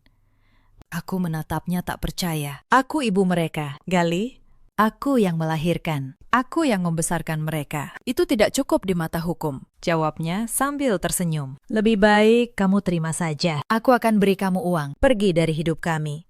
Aku keluar dari ruangan itu dengan kepala berputar. Tapi di sudut hatiku, ada sesuatu yang mulai menyala. Bukan air mata, sesuatu yang lebih panas dari itu. Penghinaan berikutnya adalah yang paling kejam. Malam itu hujan turun deras. Bu Sukma dan Galih bersepakat mengusirku dari rumah, katanya. Supaya proses perceraian lebih lancar kalau aku tidak ada di rumah. Mereka mengemasi koperku. Mereka meletakkannya di teras. Bima dan Naila menangis memanggilku dari balik jendela. Tapi Bu Sukma menahan mereka. Gali membuka pintu pagar. Pergilah. Ren, cari tempat tinggal sendiri. Kalau kamu masih punya harga diri, aku berdiri di bawah hujan. Air membasahi seluruh tubuhku. Aku menyeret koper menjauh dari rumah yang dulu kubangun dengan tanganku sendiri. Aku menoleh sekali, melihat wajah anak-anakku menempel di kaca jendela. Saat itu, hatiku hancur berkeping-keping. Tapi di antara kepingan itu, satu tekad mengeras seperti baja. Aku akan kembali. Dan saat aku kembali, aku tidak akan datang sebagai perempuan yang lemah. Aku menumpang di rumah seorang teman lama malam itu. Aku duduk di kamar kecil yang ia pinjamkan. Aku menatap koperku yang basah. Esok paginya, aku mulai bergerak. Aku teringat satu nama. Pak Wibowo. Dulu beliau dosen pembimbingku di kampus. Beliau bukan hanya ahli teknologi, tapi juga seorang yang mendalami hukum kekayaan intelektual. Kini beliau membuka kantor konsultan hukum kecil. Aku mencari alamatnya. Aku menemuinya keesokan harinya. Kantor Pak Wibowo sederhana. Sebuah ruko kecil yang penuh tumpukan berkas. Beliau mengenaliku langsung. Wajahnya berubah prihatin saat mendengar ceritaku. Aku menceritakan semuanya. Tentang sistem yang kurancang. Tentang paten yang kudaftarkan sebelum menikah. Tentang akta pendirian yang kutandatangani. Pak Wibowo terdiam sejenak. Lalu matanya berbinar. Seperti seorang yang baru menemukan celah mematikan. Pak Wibowo berkata pelan. Renata, kalau yang kamu katakan benar, kamu sedang memegang senjata yang jauh lebih besar dari yang kamu kira. Maksud Bapak? Ayo ikut saya, kita cek pangkalan data sekarang juga. Kami pergi ke kantornya. Beliau menyalakan komputer dan masuk ke situs basis data resmi pemerintah. Jemarinya menari di atas papan ketik. Beliau mengetik namaku, Renata Mahardika. Tahun pendaftaran, kategori sistem perangkat lunak. Layar berkedip sejenak. Lalu muncul sebuah data digital yang jelas. Nomor pencatatan paten. Judul, sistem. Pemegang hak, Renata Mahardika. Status, masih berlaku. Aku menutup mulutku dengan tangan. Air mataku menetes. Tapi kali ini bukan air mata kesedihan. Itu namaku. Karya itu masih milikku secara hukum. Pak Wibowo memutar kursinya menghadapku. Wajahnya serius, tapi matanya menyala. Pak Wibowo berkata tegas, "Renata, Gali membangun seluruh kerajaannya di atas tanah milikmu, tanpa lisensi tertulis darimu. Ini kamu daftarkan sebelum kalian menikah. Lalu, apa artinya itu? Pakistan, ini namanya harta bawaan. Sepenuhnya milikmu. Tidak bisa diganggu-gugat oleh suami. Kalian tidak punya perjanjian pranikah yang menyatakan sebaliknya, kan? Tidak ada. Kami menikah hanya bermodal cinta." Beliau menepuk meja dengan semangat. "Gali mungkin bisa mengusirmu dari rumah. Ia mungkin bisa memblokir kartumu. Tapi ia lupa satu hal. Jantung perusahaannya ada di tanganmu, tanpa izinmu. Seluruh produk yang ia jual selama ini adalah pelanggaran berat. Aku tertegun. Selama ini aku merasa kerdil. Aku merasa hanya butiran debu di sepatu Gali. Tapi ternyata akulah tanah tempat ia berpijak. Jika aku bergerak, ia akan runtuh. Apa yang harus kita lakukan? Pakistan." Pak Wibowo tersenyum. "Kita biarkan dia merasa menang dulu. Biarkan dia semakin sombong. Biarkan dia menghinamu sepuasnya. Semakin tinggi dia terbang, semakin sakit jatuhnya nanti." Beliau berdiri dan mengulurkan tangannya. "Mulai hari ini, saya bukan dosenmu lagi. Saya pengacaramu. Kita akan ambil kembali anak-anakmu, dan kita akan ajarkan mantan suamimu arti sesungguhnya dari kata sepadan." Aku menyambut jabat tangan itu dengan erat. Genggamanku kuat. Tidak lagi lemah seperti perempuan yang tadi pagi menangis di kursi tamu. Aku berkata, "Mantap, terima kasih. Pakistan, saya siap berperang." Hari-hari berikutnya kuhabiskan untuk menyusun ulang hidupku. Pak Wibowo membantuku menyewa kamar kos sederhana di pinggir kota. Aku membeli laptop bekas dengan uang tabungan terakhirku. Lalu, aku mulai mengingat kembali, mengetik kembali, membangkitkan kembali keahlian yang selama 7 tahun kukubur dalam diam. Ternyata otakku belum tumpul. Jari-jariku masih ingat caranya menari di atas papan ketik. Malam demi malam, aku begadang, mengumpulkan arsip lama dari surel-surel yang dulu pernah kukirim. Setiap rancangan awal, setiap baris pertama dari sistem itu, semua kusimpan rapi. Pak Wibowo mengajariku satu hal penting. Dalam perang hukum, yang menang bukan yang paling keras berteriak, tapi yang paling rapi menyimpan bukti. Aku mengumpulkan 3 hal. Pertama, sertifikat paten asli atas namaku. Kedua,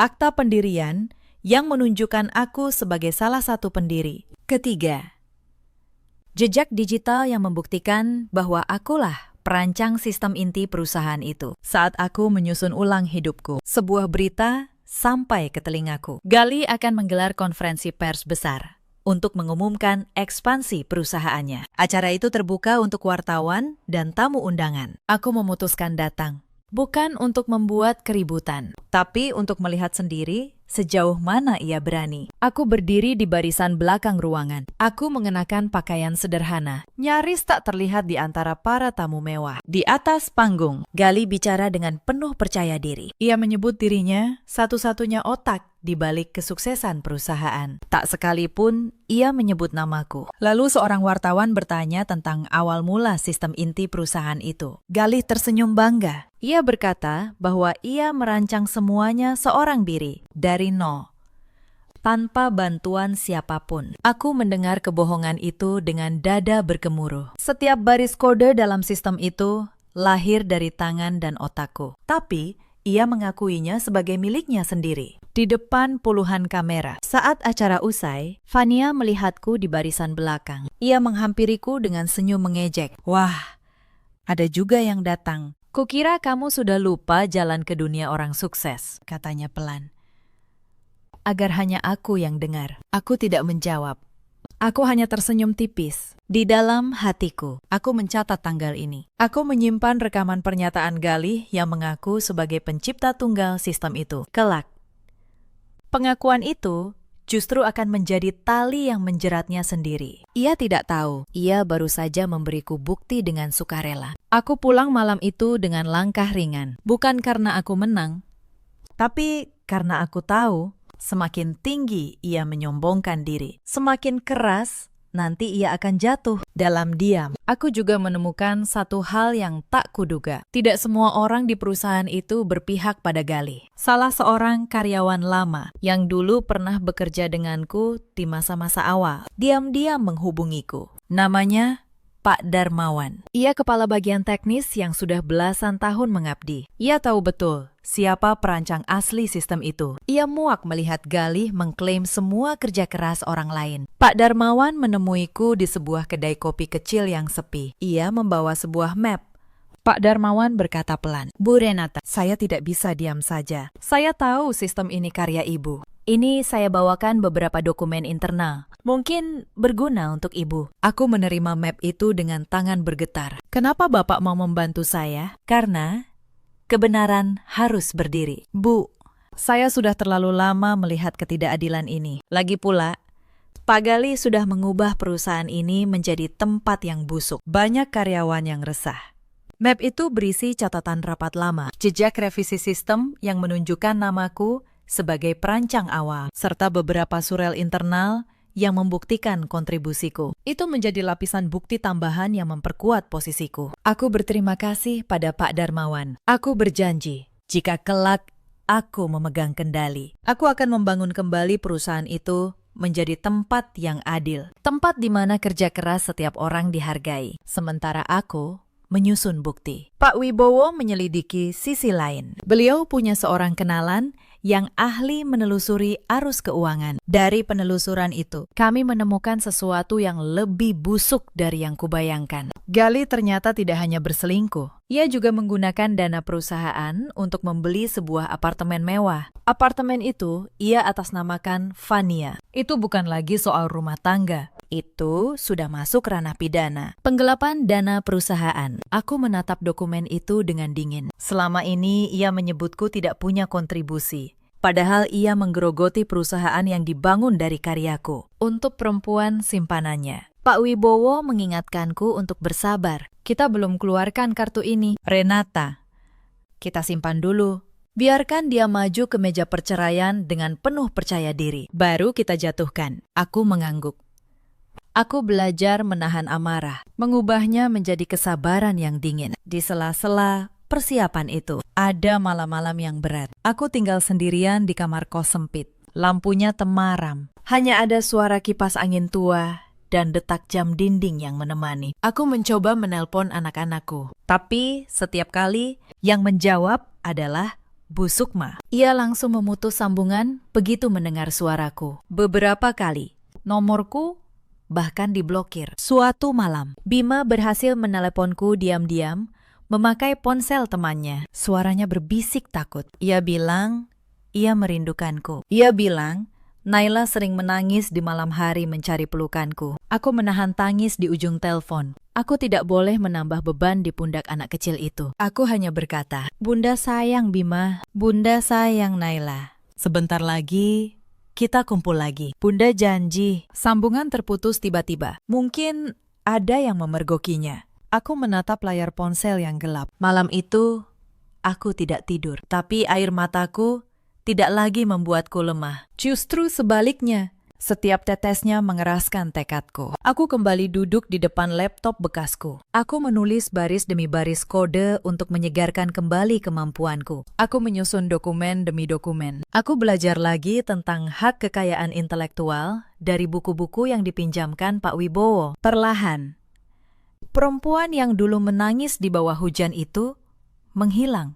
Di tempatnya, lahir kembali seorang Renata yang lain. Renata yang tahu nilai dirinya sendiri. Hari mediasi perceraian akhirnya tiba. Gedung pengadilan pagi itu terasa dingin dan sibuk. Orang-orang berlalu lalang dengan wajah suram. Aku duduk di bangku tunggu di koridor. Aku mengenakan kemeja putih polos dan celana bahan hitam. Pakaian paling rapi yang kupunya. Di sebelahku, Pak Wibowo duduk tenang sambil membaca berkas. Kehadirannya memberiku sedikit rasa aman di tengah badai. Tak lama, langkah kaki mantap terdengar dari ujung lorong. Aroma parfum mahal yang kuhafal menyeruak lebih dulu. Kelly datang. Ia mengenakan setelan jas abu rancangan desainer. Jam tangan seharga mobil melingkar di pergelangannya. Rambutnya tertata rapi. Ia tampak seperti model majalah bisnis. Bukan seperti lelaki yang baru saja mengusir istri dan memisahkan anak dari ibunya. Di belakangnya, berjalan dengan sepatu hak tinggi. Vanya, perempuan itu mengenakan gaun kerja yang modis. Tas bermerek menggelayut di lengannya. Ia duduk di bangku tunggu, tepat di seberangku. Saat mata kami bertemu, Vania menyunggingkan senyum miring. Lalu, ia sibuk dengan ponselnya. Seolah keberadaanku tak lebih penting dari sebuah notifikasi. Galih melewatiku tanpa menoleh. Ayo, cepat selesaikan ini. Waktuku berharga, katanya. Lalu masuk ke ruang mediasi. Aku dan Pak Wibowo menyusul masuk. Di dalam, seorang mediator perempuan parubaya sudah menunggu di balik meja bundar. Ruangan itu sempit dan menyesakan. Mediator itu membuka dengan suara lembut. Selamat pagi, Bapak Galih, Ibu Renata.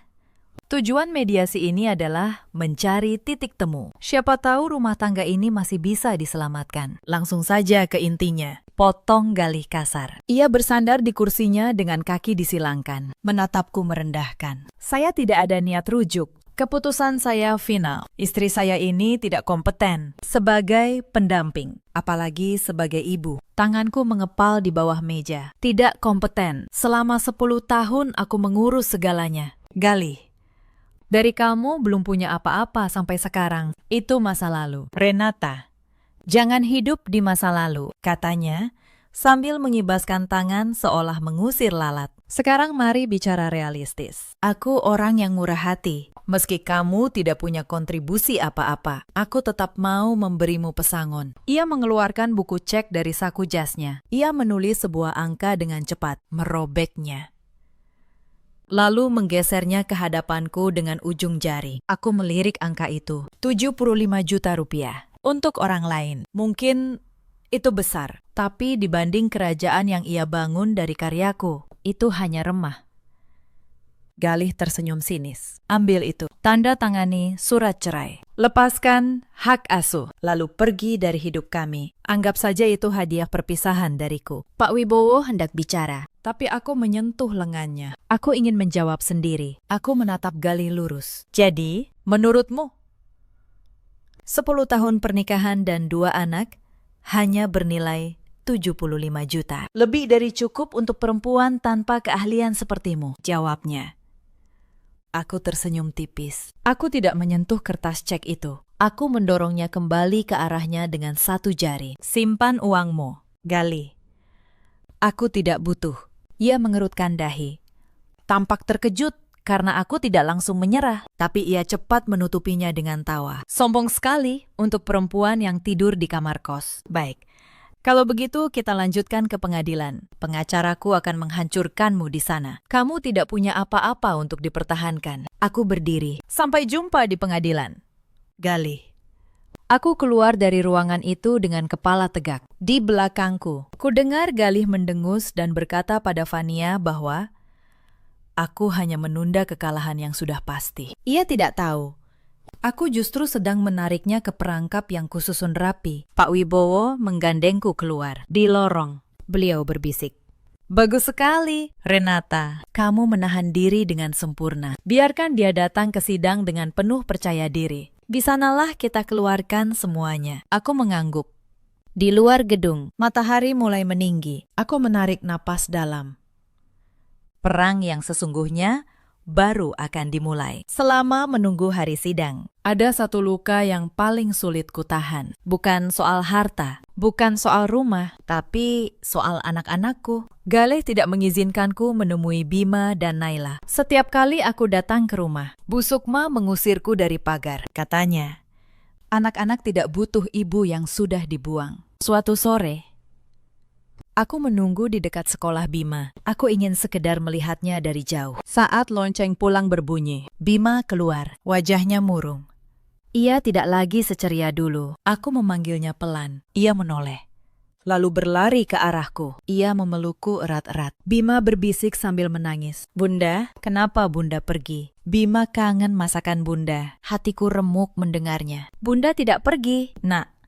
Bunda sedang berjuang untuk kembali. Bunda janji. Ayah bilang, Bunda tidak sayang Bima lagi. Aku menggenggam wajahnya. Itu tidak benar. Bima, Bunda sayang kamu dan Naila lebih dari apapun di dunia ini. Sebentar lagi kita akan bersama lagi. Percaya sama Bunda, ya. Ia mengangguk dengan mata berkaca. Lalu, mobil jemputan dari rumah Galih datang. Bima harus pergi. Aku melihat tangannya melambai dari balik jendela, sampai mobil itu menghilang di tikungan. Sore itu, aku berdiri sendirian di trotoar, tapi air mataku sudah berubah menjadi bahan bakar. Mereka boleh merampas rumahku, mereka boleh merampas hartaku, tapi tidak dengan anak-anakku. Untuk mereka, aku akan melawan sampai titik darah penghabisan. Aku kembali ke kamar kos. Aku menelpon Pak Wibowo malam itu. Aku berkata bahwa aku sudah siap. Tidak ada lagi keraguan. Tidak ada lagi belas kasihan. Beliau menjawab dengan tenang. Bagus, 3 hari lagi sidang. Kita akan tunjukkan pada dunia siapa Renata Mahardika yang sebenarnya. Hari sidang tiba. Ruang sidang itu lebih besar dari ruang mediasi. Hakim duduk di kursi tinggi. Di sisi kanan, Galih duduk bersama pengacaranya. Seorang lelaki berjas mahal yang terkenal sering memenangkan kasus orang kaya. Fania duduk di bangku pengunjung, lagi-lagi dengan senyum congkaknya. Aku duduk di sisi kiri bersama Pak Wibowo. Aku mengenakan blazer sederhana berwarna gelap. Tenang, rapi, tidak gemetar. Sidang dibuka. Pengacara Galih bicara lebih dulu. Ia menggambarkan klienku sebagai perempuan tak berdaya, tanpa pekerjaan, tanpa penghasilan, tanpa tempat tinggal. Ia berkata bahwa demi kesejahteraan anak, hak asuh harus jatuh kepada Galih yang mapan. Galih duduk dengan dagu terangkat. Sesekali ia melirikku dengan tatapan menghina. Ia begitu yakin akan menang. Lalu giliran Pak Wibowo bicara. Beliau berdiri perlahan, suaranya tenang. Tapi setiap kata terdengar jelas. Pak Wibowo berkata, Yang Mulia, pihak penggugat menggambarkan klien saya sebagai perempuan tanpa apa-apa. Izinkan saya meluruskan. Klien saya, Ibu Renata Mahardika, bukan perempuan tanpa apa-apa. Justru sebaliknya. Galih mengerutkan dahi. Pengacaranya mulai gelisah. Pak Wibowo melanjutkan, Yang Mulia, saya ingin mengajukan bukti pertama. Beliau membuka sebuah map. Beliau mengeluarkan selembar sertifikat resmi, lalu menyerahkannya pada hakim. Ini adalah sertifikat paten atas sebuah sistem perangkat lunak. Sistem yang menjadi produk utama dan tulang punggung perusahaan milik penggugat. Sertifikat ini terdaftar atas nama klien saya, Renata Mahardika. Dan perhatikan tanggalnya. Yang Mulia, paten ini didaftarkan 2 tahun sebelum kedua pihak menikah. Suasana ruangan berubah. Hakim mengangkat alis. Pengacara Galih meraih dokumen itu, membacanya dengan tergesa, lalu wajahnya memucat. Galih berdiri. Itu tidak mungkin, itu sistem perusahaanku. Pak Wibowo menoleh padanya dengan tenang. Maaf, Bapak Galih. Secara hukum, sistem itu bukan milik perusahaan Anda. Sistem itu milik pribadi klien saya. Karena didaftarkan sebelum pernikahan. Statusnya adalah harta bawaan, sepenuhnya milik istri. Tidak bisa diganggu-gugat oleh suami, kecuali ada perjanjian pranikah yang menyatakan sebaliknya. Dan kita semua tahu, perjanjian itu tidak pernah ada. Wajah Galih berubah putih pasi. Keringat mulai membasahi dahinya. Tawa sombongnya lenyap. Pak Wibowo belum selesai. Artinya, Yang Mulia, selama bertahun-tahun, perusahaan penggugat menggunakan sistem milik klien saya tanpa lisensi tertulis, tanpa izin, tanpa membayar royalti sepeser pun. Itu adalah pelanggaran hak kekayaan intelektual yang sangat berat. Klien saya berhak menuntut seluruh keuntungan yang dihasilkan dari sistem itu sejak hari pertama. Ruang sidang riuh. Wartawan yang hadir mulai mencatat dengan cepat. Fania yang tadi tersenyum kini terlihat panik. Ia menggenggam tasnya erat-erat. Galih berusaha bicara. Yang Mulia, ini hanya teknis administrasi. Kami, suami istri. Semua ini milik bersama. Pak Wibowo menggeleng. Tidak, Bapak Galih. Harta bawaan tidak pernah menjadi milik bersama. Itu sudah jelas diatur dalam hukum. Lalu, Pak Wibowo menatapku. Beliau memberiku anggukan kecil. Inilah saatnya kartu terakhir. Yang Mulia, Ada satu bukti lagi yang ingin kami ajukan. Bukti ini berkaitan dengan alasan sebenarnya di balik perceraian ini. Beliau membuka map kedua. Beliau mengeluarkan setumpuk dokumen keuangan. Ini adalah catatan aliran dana dari perusahaan penggugat. Dari catatan ini, terlihat jelas bahwa sejumlah besar dana perusahaan telah dialihkan untuk membeli sebuah apartemen mewah. Apartemen itu diatasnamakan seorang perempuan bernama Fania, direktur operasional perusahaan sekaligus. Maaf, saya harus mengatakannya. Simpanan dari penggugat. Seluruh ruangan terkesiap. Mata semua orang beralih ke Fania. Perempuan itu berdiri dengan wajah ketakutan. Fania berteriak, "Itu bohong. Apartemen itu hadiah." Pak Wibowo menatapnya dingin. "Hadiah dari dana perusahaan, Ibu." Itu namanya penggelapan. Dan itu sudah masuk ranah pidana, bukan lagi urusan rumah tangga. Galih jatuh terduduk di kursinya. Tubuhnya gemetar. Lelaki yang tadi pagi begitu angkuh, kini tampak seperti rumah kartu yang runtuh. Aku menatapnya dari seberang ruangan. Tidak ada lagi rasa takut di dadaku. Tidak ada lagi rasa kerdil. Aku melihat ke matanya. Dan untuk pertama kalinya dalam bertahun-tahun, dialah yang menunduk lebih dulu. Gale bangkit dari kursinya dengan susah payah. Wajahnya yang tadi angkuh, kini basah oleh keringat. Ia menatapku. Mencoba mencari sisa belas kasihan di mataku. Gali berkata dengan suara gemetar, "Renata, kita bisa bicara baik-baik. Kamu istriku, kita bisa selesaikan ini di dalam keluarga." Aku menatapnya tenang. Tidak ada lagi getaran di dadaku. Keluarga. Kamu menyebut keluarga sekarang. Galih, di mana kata itu saat kamu mengusirku di bawah hujan? Di mana kata itu saat kamu menyuruhku tidur di kamar pembantu? Di mana kata itu saat kamu merebut anak-anakku? Ia terdiam. Tak ada jawaban yang bisa ia berikan. Kamu tidak pernah menganggapku keluarga. Lanjutku. Pelan, kamu menganggapku alat. Saat aku berguna, kamu pakai. Saat aku, kamu kira tak berguna, kamu buang.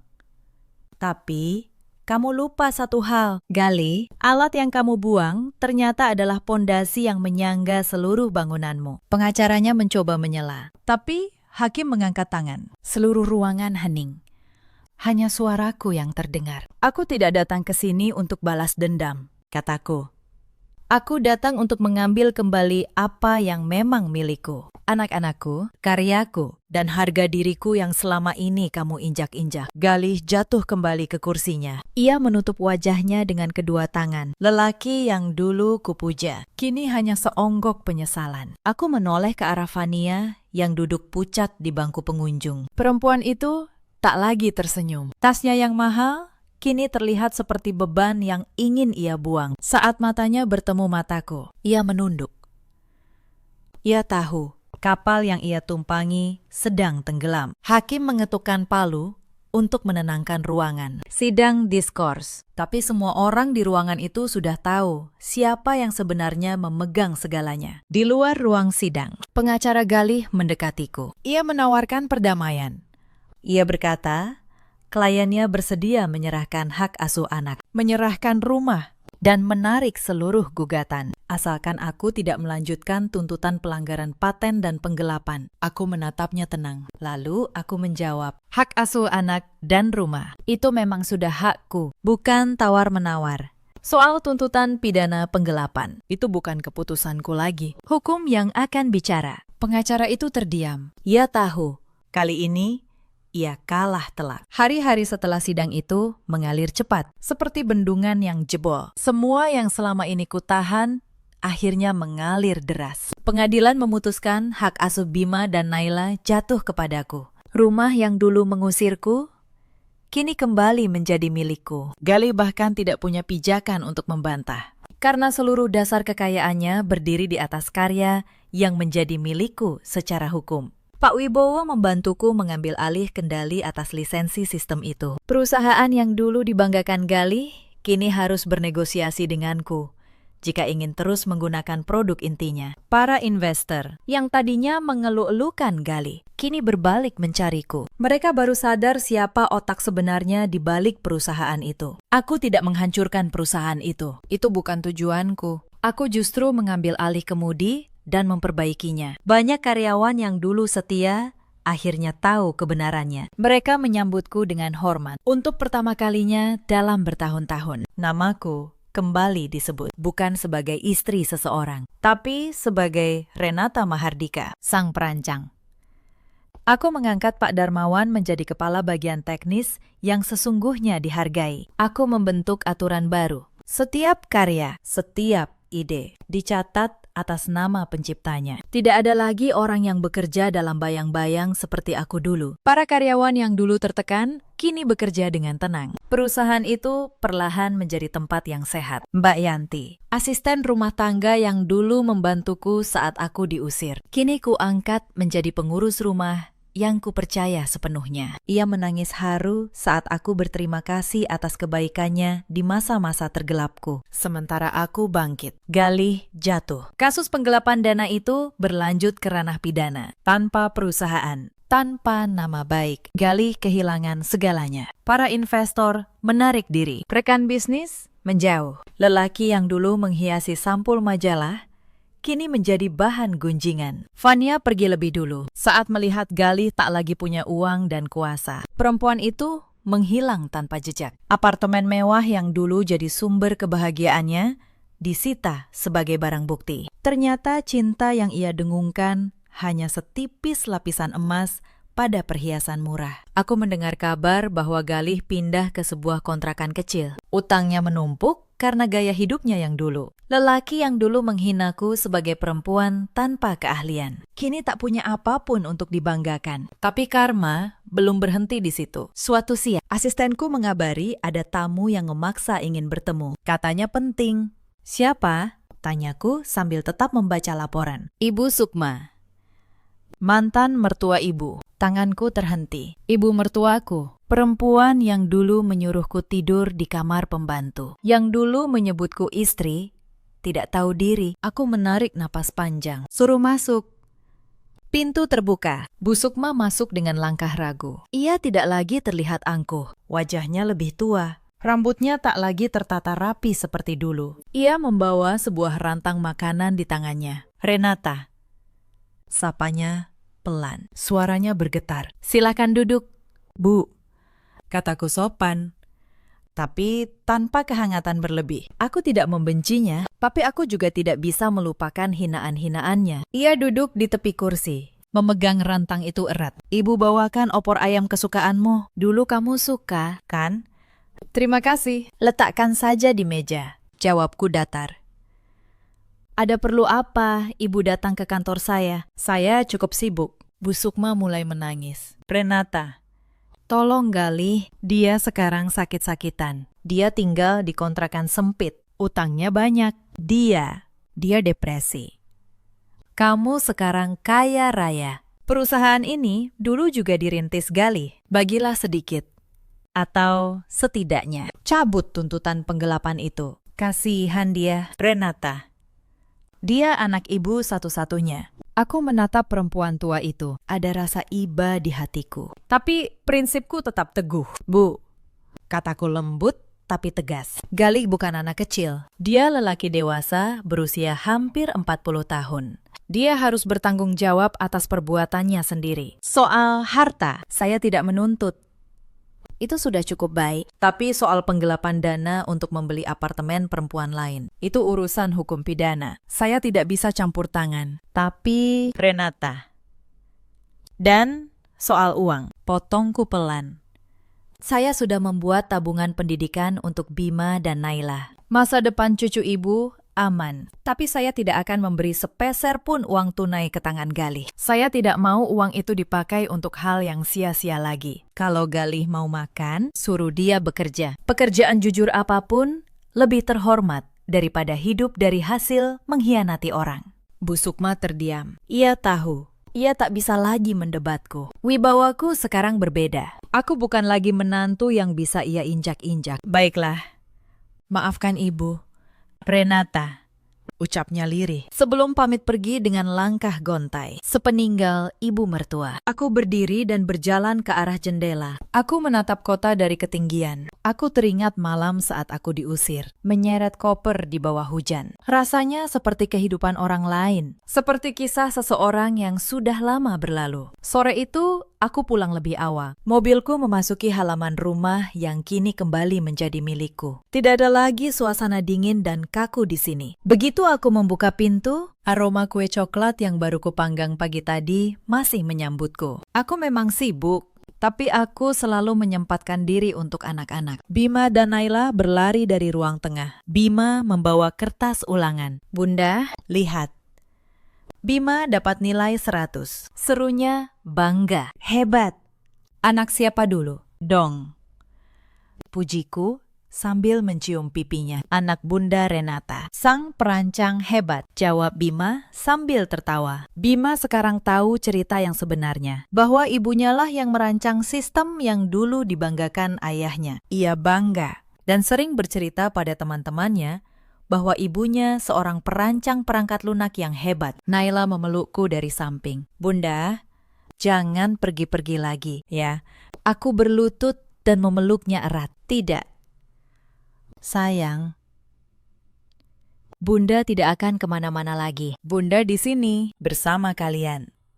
Selamanya. Malam itu, setelah makan malam dan membacakan dongeng untuk Naila, aku duduk di balkon kamar utama. Kamar yang dulu menjadi saksi bisu pengkhianatan. Kini, sudah kuubah total. Dindingnya kucat warna krem hangat. Perabotnya kuganti baru. Tidak ada lagi jejak masa lalu di sini. Pak Wibowo meneleponku sebentar untuk memberi kabar. Galih resmi divonis bersalah dalam kasus penggelapan dana perusahaan. Ia harus menjalani hukuman. Keadilan akhirnya tegak. Aku menutup telepon dan menatap langit malam yang bertabur bintang. Aku menarik napas dalam-dalam. Aku merasakan kedamaian yang sejati. Kebahagiaan ternyata bukan tentang memiliki suami, seorang CEO. Bukan tentang menjadi istri seorang pejabat penting. Kebahagiaan adalah memiliki kendali atas hidupmu sendiri. Kebahagiaan adalah bisa melihat anak-anakmu tumbuh tanpa rasa takut.